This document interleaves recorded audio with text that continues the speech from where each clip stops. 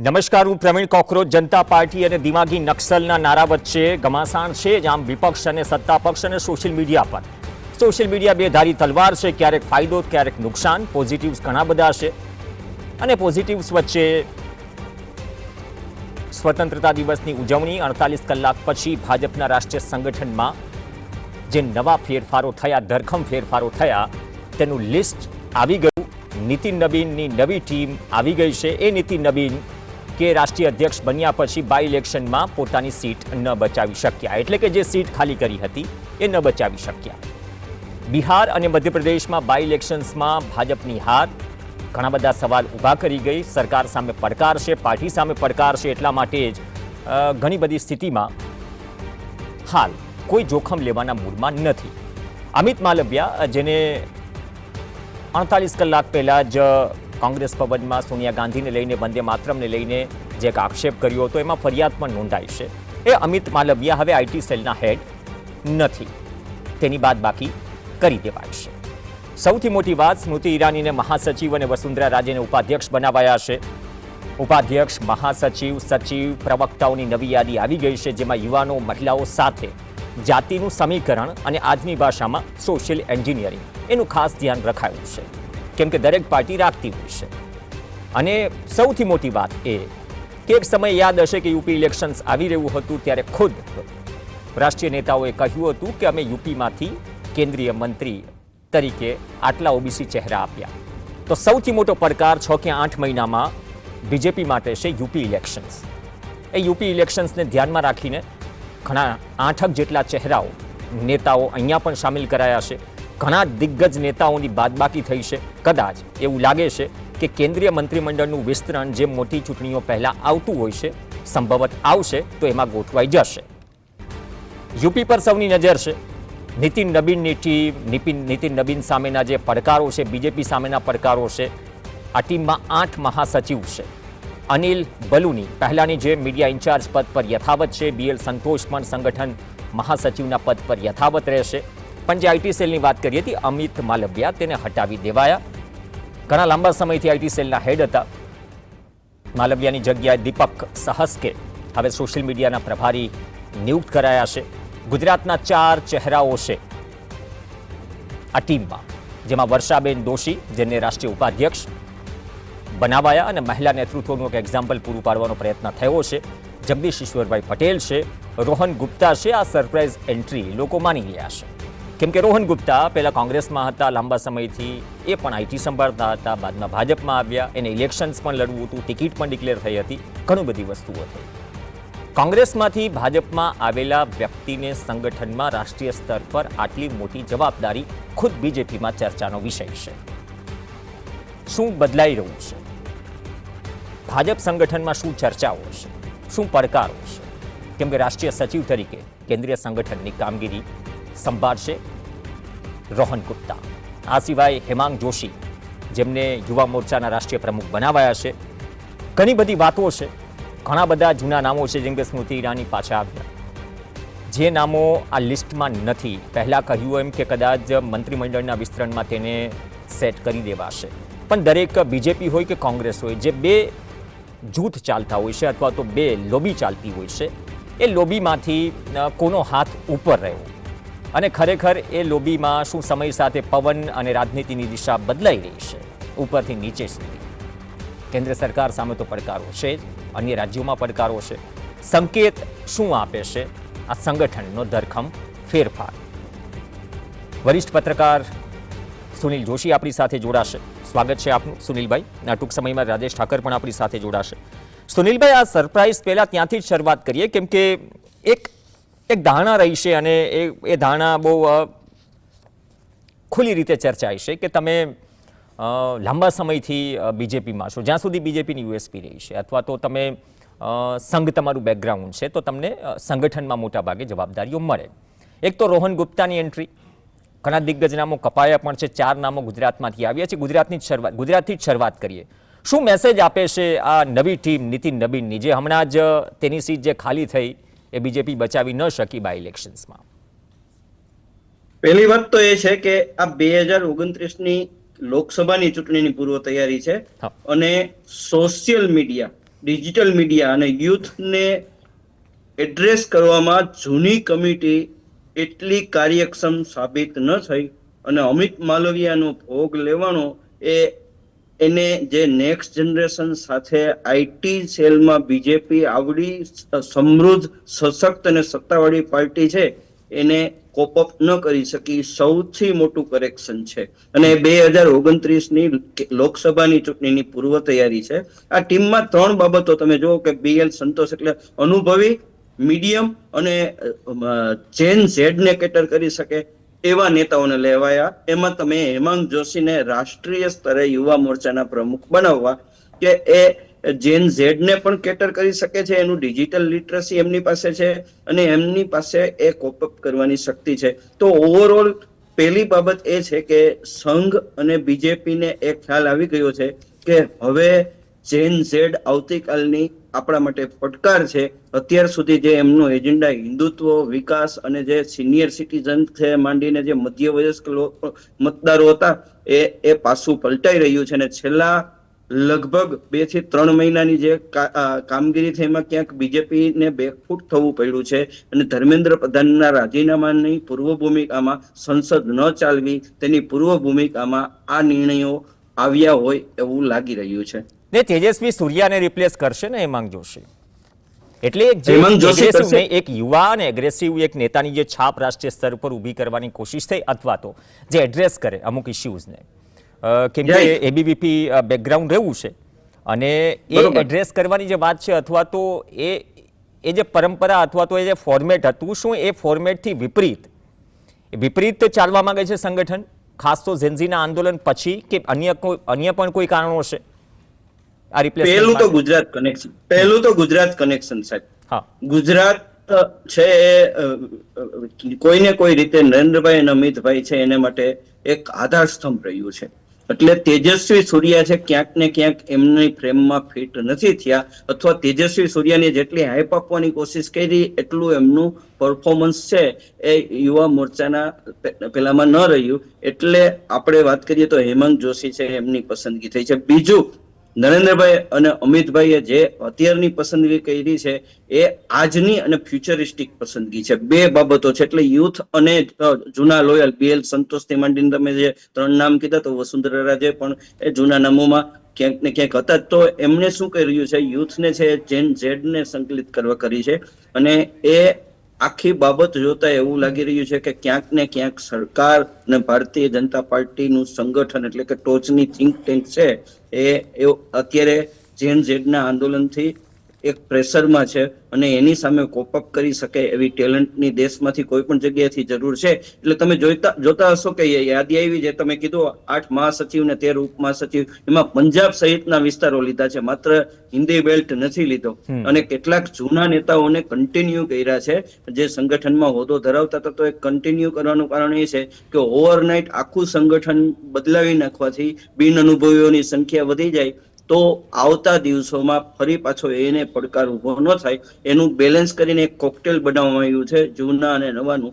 મારી દ્રષ્ટિએ સૌથી મોટી સાઇન છે અમિત માલવિયાની વિદાય, સ્મૃતિ ઈરાનીનો પ્રવેશ. સ્મૃતિ ઈરાની ચૂંટણી ભલે હારી ગયા પણ રાહુલ ગાંધી અને કોંગ્રેસને પડકાર આપવામાં એક રાષ્ટ્રીય ચહેરો હતા. અને કંગના રાણાવતનો સારામાં સારો વિકલ્પ એટલે કે મહિલા નેતા તરીકે ભારતીય જનતા પાર્ટી પાસે એના જેવો વિકલ્પ અને લોયાલિટી જે સંજોગોમાં એ ગયા અને એમની સાથેનો જે પછીની ટ્રીટમેન્ટ હતી તો એ બહુ ખૂબ જ મહત્વની બાબત છે મારી દ્રષ્ટિએ. હવે તો લીડર ઓફ ઓપોઝિશન છે રાહુલ ગાંધી, એને ટેકલ કરવા માટે તમે અમિત માલવિયા કે આઈટી સેલ જુઓ, કેમ કે દરેક પક્ષના આઈટી સેલ કે જે ખરેખર જ્યાં એવું લાગે કે ભાઈ થોડો ઘણો ભ્રમ ફેલાવી રહ્યા છે, કેમ કે ફેક ન્યૂઝ તો ત્યાં પણ લાગે, એટલે એમાં હું નક્સલ શબ્દનો ઉપયોગ નહીં કરું. પણ આ પરિસ્થિતિમાં તમે જે ઓપોઝિશનને ટેકલ કરવા કે રાહુલ ગાંધીને ટેકલ કરવા કે એ રોલમાં સ્મૃતિ ઈરાની જે એગ્રેસિવ રહ્યા છે ભૂતકાળમાં, ઇલેક્શન સાર્યા ફરીથી રાષ્ટ્રીય ટીમમાં સંગઠનમાં આવે છે, તો એ પરિસ્થિતિમાં ચેલેન્જ બીજેપીની કેટલી વધી છે અને રાહુલ ગાંધીનું કદ અથવા તો રાહુલ ગાંધીની ઇમેજ જે છેલ્લા અમુક સમયમાં બદલાય છે, તો એ શું ખબર પડી ગઈ છે સત્તાધારી પાર્ટીને કે હવે ટેકલ કરવાનો પડકાર પહેલા કરતા વધુ છે? કેમ કે આ જ સોશિયલ મીડિયા છે, આ જ સોશિયલ મીડિયા આઈટી સેલ થકી પપ્પુની ઉપાધિ આપવામાં આવી અને આ જ સોશિયલ મીડિયા આઈટી સેલ હોવા છતાં આ જ સોશિયલ મીડિયાએ ઝેન્ઝીના આંદોલને સરકારને એટલી ટેન્શનમાં મૂકી દીધી, આપણે સૌએ જોયું. એ પછી ઝારખંડની હેમંત સોરેનની સરકાર હોય કે પછી દિલ્હીની. તો ભાજપ સંગઠનમાં ધરખમ ફેરફાર ચર્ચા આગળ વધારીએ. સુનિલ જોશી વરિષ્ઠ પત્રકાર આપણી સાથે જોડાયેલા હતા, રાજેશ ઠાકરે આપણી સાથે જોડાઈ ગયા છે. રાજેશભાઈ, સ્વાગત છે આપનું. રાજેશભાઈ, પહેલા આપમાં એક ગુજરાતથી જ રોહન ગુપ્તાથી જ શરૂઆત કરી હતી કે સરપ્રાઇઝ એન્ટ્રી છે. બીજો મુદ્દો એ આવ્યો કે જૂના જોગીઓ ઘણા લાવવામાં આવ્યા, એક સંકલન કરવાનું છે, પડકારો છે. બ્રેક પહેલા એ વાત ઉપર અટક્યો હતો, સુનિલભાઈને પણ કહ્યું હતું. એ સવાલ તમારાથી આગળ વધારું. જે સ્મૃતિ ઈરાનીની વાત ચાલી રહી છે કે રાહુલ ગાંધીને ટેકલ કરવા માટે બાદમાં કંગના રનૌત આવે છે, અમિત માલવિયાને હટાવાય છે, તો હવે કેટલાય પડકારો છે? કેમ કે આ જ સોશિયલ મીડિયાએ પ્રસિદ્ધિ પણ અપાવી અને પડકારો પણ ઊભા કરી રહ્યું છે સત્તા પક્ષ માટે. તો કઈ રીતે જોઈ રહ્યા છો આ ફેરફારને, નીતિન નબીનની નવી ટીમને? ના, એટલે સ્મૃતિ ઈરાનીએ ભારતીય જનતા પાર્ટીના સંગઠનમાં પણ કામ કરેલું છે અને એની સાથે સાથે એમને જે જવાબદારી આપી હતી કે અમેઠીથી રાહુલ ગાંધીની સામે ચૂંટણી લડવાની, એની અંદર એ સફળ પણ થયા અને પછી નિષ્ફળ થયા. નિષ્ફળ થયા પછી એમને જે રીતે સાઇડલાઇન કરી દેવામાં આવ્યા હતા, લગભગ ક્યાંય મેઇન સ્ટ્રીમ બીજેપીની વિંગ્સની અંદર એ દેખાતા નહોતા અને એના પછી એમના પ્રોફેશન તરફ પાછળ પણ ફર્યા અને એમનો જે અભિનયનો વ્યવસાય છે એ તરફ એમણે ધ્યાન આપવાનું શરૂ કર્યું. એટલે એ વખતે ખૂબ જ ચર્ચા થઈ કે સ્મૃતિ ઈરાનીનો ભારતીય જનતા પાર્ટીએ જેમ બીજા નેતાઓની સાથે થાય જેમ ઉપયોગ કરીને પછી એમને બાજુમાં મૂકી દીધા કે કેમ, કાં તો એમને કોઈક રીતે રાષ્ટ્રીય નેતૃત્વ સાથે ઓછુક વાંધો પડ્યો છે કે કેમ. પણ અત્યારે એમને ટીમની અંદર ફરી લાવવામાં આવ્યા છે અને ઉત્તર પ્રદેશની જયારે હવે મહિનાઓ ગણાય છે ચૂંટણીના, એ વખતે ખાસ કરીને ઉત્તર પ્રદેશ અને અમેઠીમાં રાહુલ ગાંધીને હરાવી અને એમણે જે પડકાર ઝીલ્યો હતો એમને જવાબદારી આપી અને ઉત્તર પ્રદેશની રાજનીતિની સાથે સાથે મહિલા મોરચામાં, કારણ કે એ બહુ સારા એક ઓરેટર પણ છે અને એટલા માટે એમની જે એન્ટ્રી છે એ એન્ટ્રીને થોડીક આશ્ચર્યજનક રીતે જોવામાં આવે છે કે એકદમ મેઇન સ્ટ્રીમમાંથી સાઇડલાઇન થઈ ગયા પછી પાછા એમને સંગઠનની અંદર લેવામાં આવ્યા છે. એવી જ રીતે રોહન ગુપ્તાની વાત છે કે કોંગ્રેસમાંથી આવેલા કોઈ વ્યક્તિને ભારતીય જનતા પાર્ટીના સંગઠનમાં ચાવીરૂપ હોદ્દો મળે, કારણ કે બીજેપી મુખ્યમંત્રી બનાવે, મંત્રી બનાવે, પણ સંગઠનની અંદર અત્યાર સુધી એવું જોવામાં આવ્યું છે કે મૂળ કોંગ્રેસના લોકોને કોઈ એવા મોટા અને મહત્વના મુદ્દાઓ ઉપર પ્રવક્તાઓને એવું બનાવતા હોય છે, પણ મોટા અને મહત્વના મુદ્દાઓ હોદ્દાઓ એના ઉપર લાવતા નથી. પણ રોહન ગુપ્તાની ત્યાં આગળ એન્ટ્રી થઈ છે અને એની સામે એક ચોંકાવનારું એ છે કે અમિત માલવિયા કે જે મેક્સિમમ વિવાદોમાં પણ રહ્યા અને ભારતીય જનતા પાર્ટીના આઈટી સેલના માધ્યમથી એમણે વિપક્ષના નેતાઓની સામે નેરેટિવ ઉભો કરવાની કોશિશ પણ કરી અને કેટલાક ફેક નેરેટિવ દ્વારા પણ ચૂંટણી વખતે માહોલ બનાવવાની કોશિશ કરી. તે અમિત માલવિયાને જે છે એમને આઈટી હેડ તરીકે હટાવવામાં આવ્યા છે અને એમની જગ્યાએ છત્તીસગઢના જે આઈટી હેડ હતા એમને સમાવેશ કર્યો છે. સૌથી વધારે ગુજરાત માટે મહત્વપૂર્ણ બાબત એ છે કે વડોદરાના એમપી ડોક્ટર હેમાંગ જોશી એમને યુવા મોરચામાં અધ્યક્ષ બનાવ્યા છે. અમિત ઠાકર પછી ગુજરાતની પાસે આ હોદ્દો ફરી વખત આવ્યો છે. એટલે આખા જયારે અત્યારે જેનઝી આંદોલનના કારણે બધા જ જેનઝીનું મહિમામંડન કરવા પોલિટિકલ પાર્ટીઓ જે નીકળી પડી છે એની વચ્ચે એક નવી પડકારરૂપ ભૂમિકા એ હેમાંગ જોશીને મળી છે કે યુવા મોરચાને કેવી રીતે આ પડકારોની સામે એ તૈયાર કરી શકે છે એ પ્રમાણે. એ સિવાય તમે જુઓ તો રાષ્ટ્રીય સ્વયંસેવક સંઘનું પ્રતિનિધિત્વ તરીકે રામ માધવ તમને ત્યાં આગળ દેખાય. એ સિવાય સ્ટેટ વાઇઝ પ્રતિનિધિત્વ મુકાયું છે. 12 જેટલી મહિલાઓ છે એમને સંગઠનમાં સ્થાન આપી અને પેલું મહિલા અનામતવાળી જે વાત છે એને પુશ કરવાની કોશિશ કરી છે. નવા અધ્યક્ષની નવી ટીમ, એટલે હવે અધ્યક્ષની ટીમ કેવી કે નરેન્દ્રભાઈ અને અમિત શાહની ટીમ કેવી એ પછીનો વિષય છે, પણ એમના અધ્યક્ષ થયા પછી બહુ સમય સુધી નિમણૂકો નથી થઈ અને હવે આ મોરચાઓની નિમણૂક થઈ છે, આઈટી સેલની નિમણૂક થઈ છે. હવે એની નીચેનું માળખું જે છે એ આખું તૈયાર થશે. એમાં પણ જોવાનું છે કે ઉત્તર પ્રદેશ અને ગુજરાત એ સંગઠનની અંદર કેટલી ચાવીરૂપ હોદ્દાઓ હજી વધારે મેળવી શકે છે. કારણ કે હવેનું જે સંગઠન છે, સંગઠને બે વસ્તુ કરવાની છે. એક તો આવનારી જે ચૂંટણીઓ છે પ્રદેશની, એ તો પડકાર છે જ, પણ 2029 પછી એક સેકન્ડ કેડર એટલે નેતૃત્વ જે છે એનું રીસફલિંગ જે થવાનું હોય કે નરેન્દ્રભાઈની ઉંમરના કારણે કાં તો જે સંઘની સિસ્ટમ છે કે 3-4 વર્ષ પહેલા જે એક્સરસાઇઝ શરૂ કરી દેતી હોય છે, એમાં સંગઠન બહુ જ મહત્વપૂર્ણ બની જાય છે. અને એટલે આપણે જોયું હતું કે જ્યારે અડવાણીજીની સામે નરેન્દ્ર મોદીને પ્રાઇમ મિનિસ્ટર કેન્ડિડેટ તરીકે ઉપયોગમાં લેવાના હતા, ત્યારે રાષ્ટ્રીય કાર્યકારિણી અને એના હોદ્દેદારો એની જ ચાવીરૂપ ભૂમિકા હતી ને એના ઉપર નિયંત્રણ નરેન્દ્રભાઈનું હતું ને એટલે એ ધાર્યું જે તે વખત કરાવી શક્યા હતા. હવે 29 પછીની જે રાજનીતિ છે ભારતીય જનતા પાર્ટીની આંતરિક રાજનીતિ, એની અંદર સંગઠન જેની પાસે હશે કાં તો સંગઠન ઉપર જેનું નિયંત્રણ હશે એ આગામી જે ભવિષ્ય છે ભારતીય જનતા પાર્ટીનું એ એના હાથમાં આવવાનું છે. એટલે એ દ્રષ્ટિએ પણ જોઈએ તો આને આપણે મૂલવવું પડે કે નવું સંગઠન છે, પણ એ સંગઠન કોને સમર્પિત રહે છે. કારણ કે હવે તમે સમર્પણની વાત કરીને રાજેશભાઈ, આમાં કોનો હાથ ઉપર રહ્યો આ સંગઠનમાં, કે બેલેન્સ છે કે પછી વર્તમાન જે નવા પડકારો ઊભા થયા છે એને અનુરૂપ સંગઠનને ઢાળવામાં આવ્યું છે? આમાં તમને કોઈનો અપર એન્ડ લાગે છે અથવા તો તમને બેલેન્સ લાગે છે કે વર્તમાન ચેલેન્જીસ જે છે એના કારણે થોડું જતું કરવાની ભાવના પણ દેખાય છે સમર્પણમાં? ના, જો વસુંધરા રાજેની આપણે વાત કરીએ તો વસુંધરા રાજે તો પહેલા ઉપાધ્યક્ષ હતા જ, અને ભારતીય જનતા પાર્ટીમાં ઉપાધ્યક્ષનો હોદ્દો જે છે એ રાષ્ટ્રપતિ જેવો છે. ત્યાં ભારતીય જનતા પાર્ટીના સંગઠનમાં મંત્રી અને મહામંત્રી જે છે અને પ્રમુખ છે આ બહુ અને સંગઠન મંત્રી છે, આ બહુ મહત્વની પોસ્ટ હોય છે. ઉપાધ્યક્ષની પોસ્ટ મોટા ભાગે કોંગ્રેસમાં પણ એ સ્થિતિ છે, ભારતીય જનતા પાર્ટીમાં પણ એ સ્થિતિ છે. એટલે એવા કોઈ ચહેરાને કે જે બહુ જ બોલતો હોય કે બહુ જ મુખરતાથી જે છે સાચી વાત કરી દેતો હોય એ સંગઠનમાં આવ્યો છે એવું છે નહીં. એટલે અપર એન્ડ કોનો રે એમાં તો શંકાને સ્થાન નથી, એ તો કશું કોઈએ કહેવાનું રહેતું નથી. હવે ભારતીય જનતા પાર્ટીમાં કોંગ્રેસની જેમ અધ્યક્ષો બને છે, પણ અધ્યક્ષ આ જે નામનું જે લિસ્ટ આવ્યું છે એમાં આપને કોનો અપર એન્ડ દેખાય છે? કેમ કે એક સંકેત યુપી પણ જાય છે ને, જે રીતે ગુજરાત જાય છે, અને 29ની વાત ખેર તમે જોડાયા પહેલા એની તૈયારીઓની વાત તો સુનિલભાઈએ કરી. જે લિસ્ટ આવ્યું છે એમાં કોનો અપર એન્ડ દેખાય છે? અપર એન્ડ મને સીધો રાષ્ટ્રીય સ્વયંસેવક સંઘનો અપર એન્ડ રહ્યો હોય એવું દેખાતું નથી આ જે લિસ્ટ છે.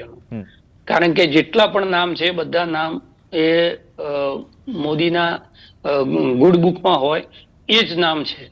એટલે એવું સંગઠન નથી બની ગયું કે જોઈને આપણને સીધું એવું લાગે કે હવે રાષ્ટ્રીય સ્વયંસેવક સંઘ જે છે એ પ્રમુખ ભૂમિકામાં આવી ગયું છે, ભાજપને એના હાથમાં લઈ લીધું. હજી ભારતીય જનતા પાર્ટી નરેન્દ્રભાઈના હાથમાં છે એવું સ્પષ્ટ છાપ આ જે નામો છે નામથી જોવા મળે છે. ઉત્તર પ્રદેશની જ્યાં સુધી વાત કરો તો ઉત્તર પ્રદેશમાં રાષ્ટ્રીય સંગઠન કરતા પ્રદેશના સંગઠન જે છે એની નિમણૂકો વધારે મહત્વની છે. એક એવું સંગઠન છે ઉત્તર પ્રદેશનું કે જે રાષ્ટ્રીય સંગઠનને બહુ ગાંઠતું નથી, અને એની અંદર જે નિમણૂકો થઈ એ નિમણૂકમાં યોગીનો હાથ ઉપર રહ્યો છે એવું ઉત્તર પ્રદેશનું જે સંગઠન છે એના ઉપરથી દેખાય છે.